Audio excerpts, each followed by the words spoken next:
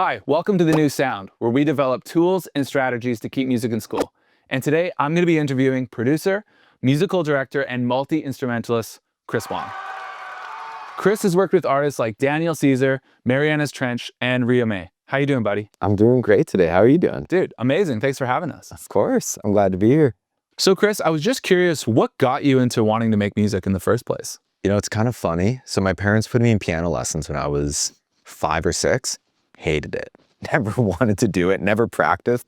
Wasn't my thing. I quit after a couple of years.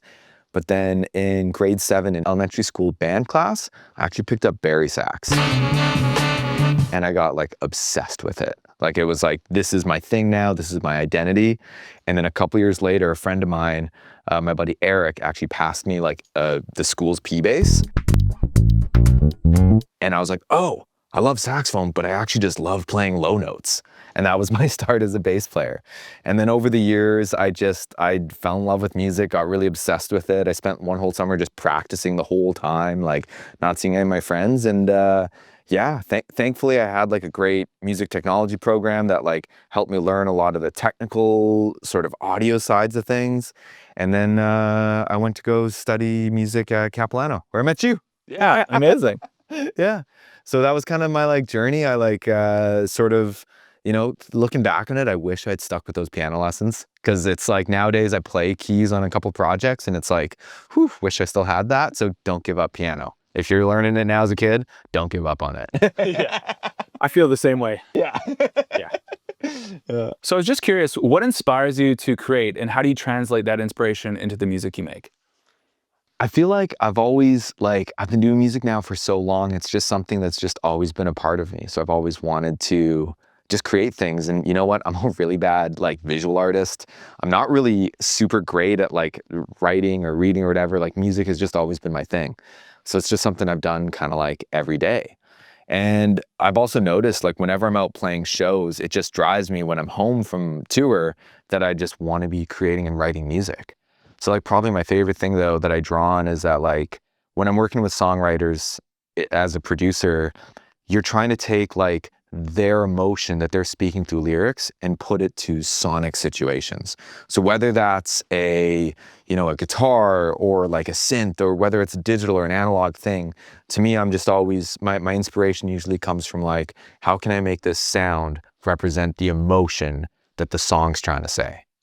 That's what I try to go for. Nice. So you definitely draw from a number of different mediums then, I guess. Yeah, like for me, it's funny, like one of the biggest changes that I feel like has really helped me in my life is that like when I take my dog for a walk, because you're outside, you're in nature, that's one of the big things for me. It's just like getting a fresh sort of start to the day, because I always do the morning walks with my pup, and that's like, it's been a big thing.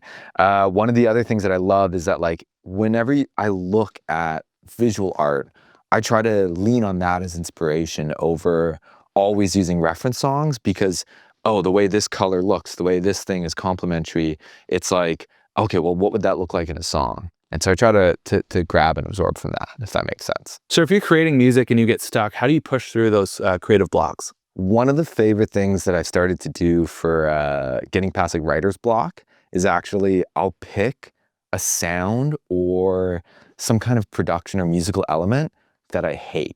So like, and it's kind of funny this has worked out for me, because I used to hate pick bass. I used to like not really get it. It always sounded like too sort of aggressive or weird. And so I was like, okay, well, if I don't like this, I'm going to try to make a song with this.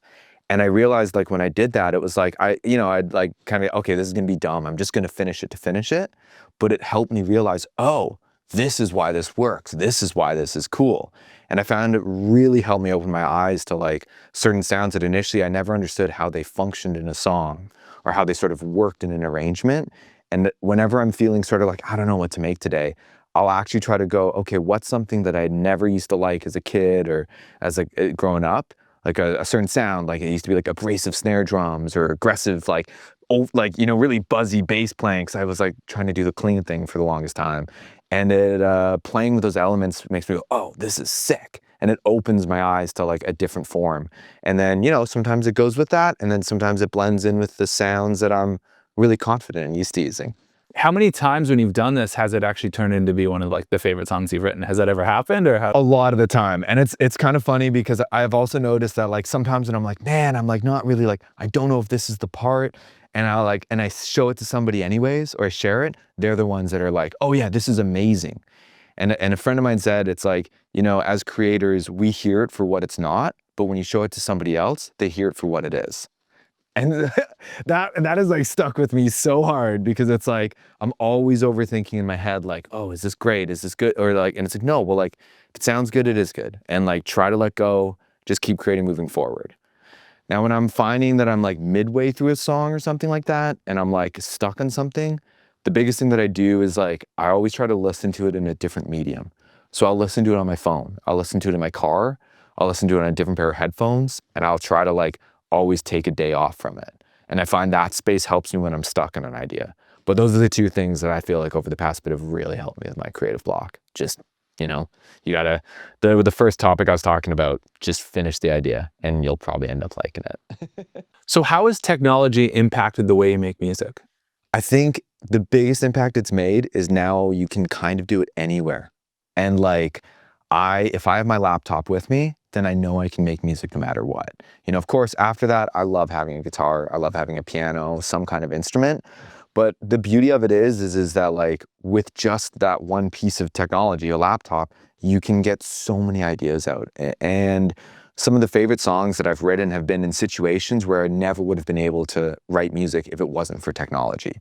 So like when I lived in Toronto, I was in this basement suite that had like the water tank that was so noisy, not an ideal situation, not a studio, but because of the modern tools, some of my favorite songs I've written and beats and production lessons I've learned was in that space.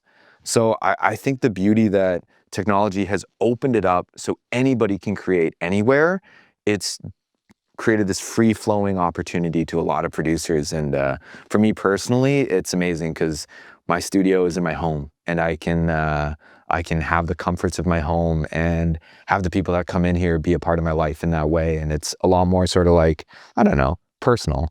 So are there any artists that you're listening to right now that you're finding particularly inspiring when producing music? Yeah, there's a couple for sure. Jack Antonoff is one of my favorite producers. His ability to sort of take like traditional recording techniques and like, you know, those sorts of sounds from back in the day and put them into modern pop productions is so inspiring to me. Like whether it's the older Bleachers stuff, which is so fun and I just love those songs, or like the newer stuff that he's doing, how he like he produced that Please Please Please song for Sabrina Carpenter. It is Sabrina Carpenter, right? Yeah. He produced that Please Please Please song for Sabrina Carpenter, and it's like those sounds are so traditional and like analog, but he's made it into this super great modern pop piece. Another artist that I really love, his name's Dawson, and his music to me, it was like, he had this one song, Pirate Radio. The first time I heard it, I was like blown away because it was like bluegrass guitars underneath what felt like a hip hop production, and it all worked. It was like, it blew my mind, and it really inspired me to like, you know, Ableton has become my DAW, which is a lot of EDM and producers use. And I love it for sort of the more pop and band singer-songwriter genre because it does the thing that EDM guys want it to. And it's not great at recording instruments, but I've been recording instruments for so long, I feel like it complements all of my weaknesses. If you could give one piece of advice to an up-and-coming producer, what would it be? Try to ignore imposter syndrome if you struggle with it. Because I know like I've definitely struggled with it over the years. Everybody has their own journey. Everybody has their own thing. And if you're doing the thing, whatever that thing is that you're excited about, that's what matters. I think that like there have been a lot of times in my life where I've been like, I can't do that because I'm not that. It's like, well, if you're doing it, you're doing it. And don't doubt yourself. Just go for it. And whatever you can do to find ways to put yourself in a position to continue going forward is what I think is like super important. So yeah, for me, I think it's surrounding myself with like-minded people. So I guess that would be a big piece of advice that I'd give. And yeah, don't worry about what other people think. If somebody's gonna put you down or like say something negative about what you're doing, it's because they're either jealous or they've never tried to do it before.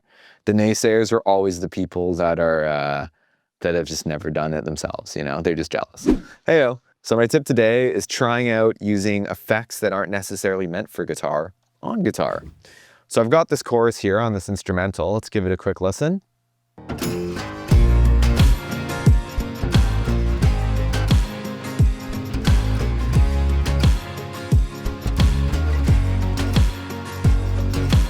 So a couple of the things that I'm doing here is, first of all, I've got this lead acoustic guitar that's been processed a ton. We've got a bit of EQ on it, we got a heavy gate on it, we got some distortion on it, we got this vocal effect processor called Little Alter Boy that's actually giving us a format and an octave down along with a bit of more distortion on it.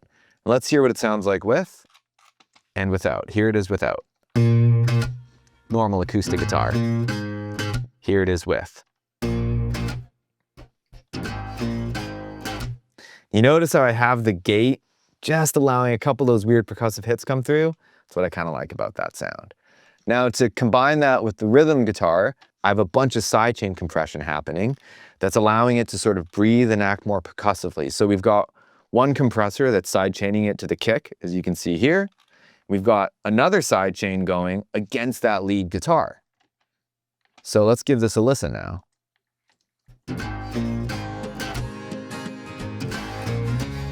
Kind of makes the rhythm acoustic feel more like a shaker. You hear it, it's there, but it's not in your face, and it keeps it nice and groovy. So to put the tip all together, just try using any of the techniques you've learned on any of the instruments and sounds. You might like what you end up creating.